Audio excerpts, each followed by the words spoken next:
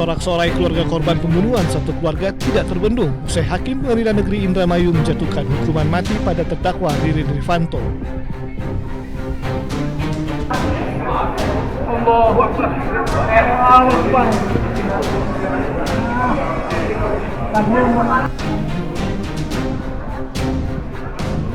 Keluarga, kerabat dan kuasa hukum juga melakukan sujud syukur atas putusan hakim tersebut.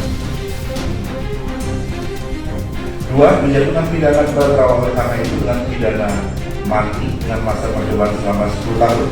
Tiga, menetapkan pidana mati tersebut dapat diubah menjadi pidana penjara seumur hidup.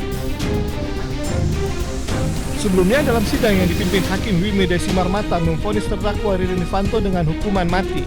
Majelis Hakim menilai terdakwa terbukti secara sadar meyakinkan melakukan pembunuhan berencana serta tindak kekerasan terhadap anak yang mengakibatkan kematian.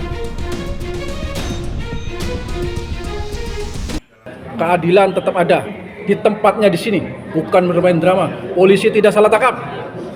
Itu harus diluruskan juga. Jaksa penuntut umum tidak salah dalam dakwaannya. Majelis Hakim sudah memvonis sehingga keputusan sudah inkrah. Saya yakin banding pun akan ditolak karena tidak ada pembuktian sedikit pun. Sementara itu, terdakwa Ririn Rifanto mengajukan banding atas vonis pidana mati dengan masa percobaan 10 tahun yang dijatuhkan oleh majelis hakim. Bahwa terdakwa mengajukan upaya hukum banding sehingga belum berkekuatan hukum tetap. Jadi saya selaku juru bicara dan termasuk hakim terikat dengan kode etik dan pedoman perilaku hakim, jadi tidak bisa mengomentari isi pertimbangan majelis hakim dalam menjatuhkan pidana. Sebelumnya pada 1 September 2025 lalu, warga Kelurahan Pauman, Indramayu, Jawa Barat dikejutkan dengan penemuan 5 jasad yang masih satu keluarga yang dikubur di belakang rumah mereka. Korban bernama Sahroni, 75 tahun, Budi Auludin, 45 tahun, Eis Dwita, 43 tahun, serta anak-anak mereka, RK 7 tahun dan bayi usia 8 bulan. Satu keluarga ini dibunuh 2 orang, di mana salah satunya merupakan pegawai bank penagih utang. Pelaku dendam karena uang sewa mobil tidak dikembalikan dan juga ingin menguasai harta korban. Dari Indramayu, Jawa Barat, Toi Iskandar, iNews melaporkan. Allahumma salli ala Sayyidina Muhammad wa ala ali Sayyidina Muhammad. Bahwa kita ini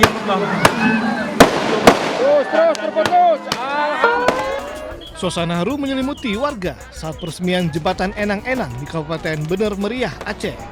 Ribuan warga tumpah ruah bersuka cita lantaran jembatan akhirnya bisa dilalui setelah hampir 1 tahun tertutup longsor. Sebelumnya, lantaran tak kunjung diperbaiki pemerintah, warga akhirnya patungan hingga terkumpul 1 miliar rupiah untuk memperbaiki jembatan ini. Kami tahu kalau yang kami buat ini memang tidak layak, jauh tidak layak, Pak. Karena apalagi kami bukan punya alat, bukan punya arsitek. Ini hanya sebuah sumbangsih daripada masyarakat asal bisa lewat. Rencana perbaikan ini sempat ada, namun Badan Pelaksana Jalan Nasional BPJN memutuskan tak melanjutkan proses perbaikan dengan alasan kondisi jalan belum aman dilintasi. Kondisi sekali hujan, nanti ini akan dibawa semua. Jadi sampaikan kepada donatur yang mungkin sudah kasih uang, jadi itu sudah di-stop oleh saya dari BPJN, di-stop untuk kita akan pikirkan membangun yang ke depan. Itu aja. Jadi uang itu, berapa yang ada uang itu, Bapak mungkin bisa pergunakan ke tempat yang lain. Jembatan Enang-Enang merupakan urat tadi penghubung pantai timur dan dataran tinggi Gayo, sekaligus akses vital bagi ratusan ribu warga di wilayah tengah Aceh. Dari Bener Meriah, Aceh, Yusradi, iNews melaporkan.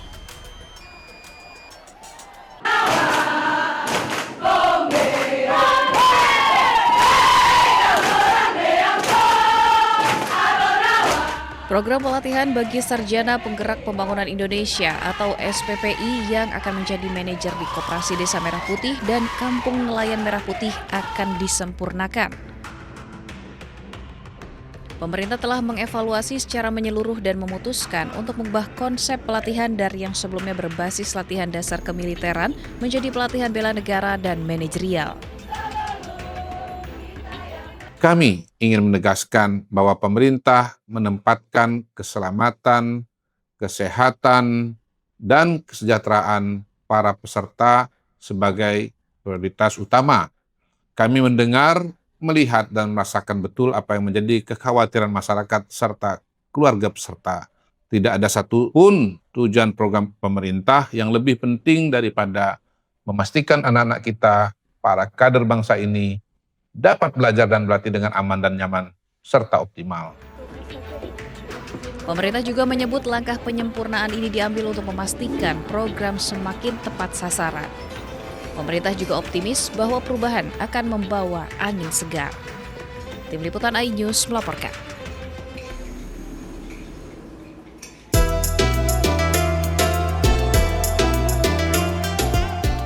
Pemerintah melalui Kementerian Haji dan Umroh mengusulkan biaya penyelenggaraan ibadah haji tahun 2027 naik sekitar Rp20 juta menjadi Rp107.300.000 per jemaah. Kementerian Haji dan Umroh menyebut kenaikan biaya penyelenggaraan haji tahun 2027 dipicu sejumlah faktor seperti turunnya nilai tukar rupiah terhadap dolar, kenaikan biaya penerbangan, hingga layanan pengurusan visa. Namun biaya perjalanan ibadah haji yang dibayar langsung oleh jemaah tetap sekitar 40% dari total BPIH. Sedangkan 60% sisanya akan ditutup dari nilai manfaat yang dikelola Badan Pengelola Keuangan Haji. Hal ini disampaikan Menteri Haji dan Umroh Muhammad Irfan Yusuf saat rapat kerja dengan Komisi 8 di Gedung DPR RI, Senayan, Jakarta. Kita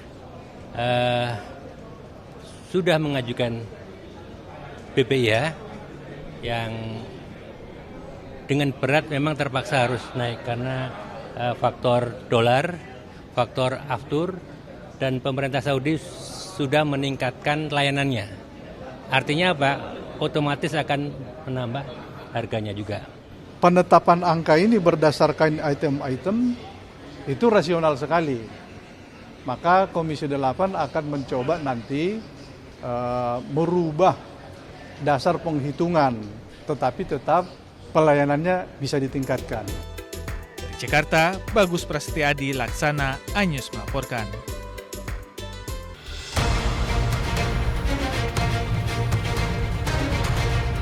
Bak kotak Pandora yang terbuka, tersangka korupsi MBG bertambah lagi. Kejaksaan Agung kali ini menetapkan Lalu Muhammad Iwan sebagai tersangka ke-7 dalam pusaran korupsi MBG. Kejagung menyebut Sekretaris Deputi Bidang Promosi dan Kerjasama Badan Gizi Nasional ini terlibat korupsi penjualan ompreng atau food tray. Modusnya, perwira polisi aktif berpangkat Brigadir Jenderal itu mencari calon mitra untuk mendirikan dapur MBG. Syaratnya, mereka wajib membeli ompreng kepada perusahaan PT SGI. Belakangan terungkap PT SGI ternyata perusahaan yang sengaja ia dirikan. Jadi perannya adalah pada tahun 2025, saudara LM ini meminta saksi YCS dan RD mendirikan suatu perusahaan ya, dengan tujuan sarana untuk melakukan penjualan alat berupa food tray kepada calon mitra SPBG dengan harga yang sudah ditentukan oleh tersangka LMI. Ya. Walaupun sudah menetapkan 7 orang tersangka, Ketua Masyarakat Anti Korupsi Boyamin Saiman menyebut jumlah tersangka korupsi MBG kemungkinan akan bertambah. Boyamin juga mendesak Kejagung tidak hanya menetapkan tersangka, tetapi juga harus bisa mengembalikan kerugian uang negara. Jadi ini masih banyak yang harus jadi tersangka, karena banyak yang dimanipulasi, banyak yang dikorupsi, mulai dari titik dapur, pengadaan motor listrik, ompreng, mungkin CCTV, mungkin diduga juga terkait dengan pengadaan pakaian, pengadaan tablet, segala macam. Itu sudah seharusnya Kejaksaan Agung menyasar semua yang terlibat dalam korupsi MBG dan BGN. Karena apapun ya, untuk pertama tujuan utamanya adalah pengembalian kerugian negara. Karena kalau tidak disasar nanti pengembalian kerugian negara akan minim. Penetapan Lalu Muhammad Iwan menambah jumlah petinggi Badan Gizi Nasional yang menjadi tersangka pencuri uang MBG. Sebelumnya, Kejagung sudah lebih dulu menangkap Ketua BGN Dedan Hindayana dan 2 wakilnya, Sony Sonjaya dan Lodewijk Kusum. Menyusul 3 tersangka lainnya dari pihak swasta, yakni Asep Yusuf Somantri, Glory Harima Sihombing, dan Andri Mulyono. Tim Liputan iNews melaporkan.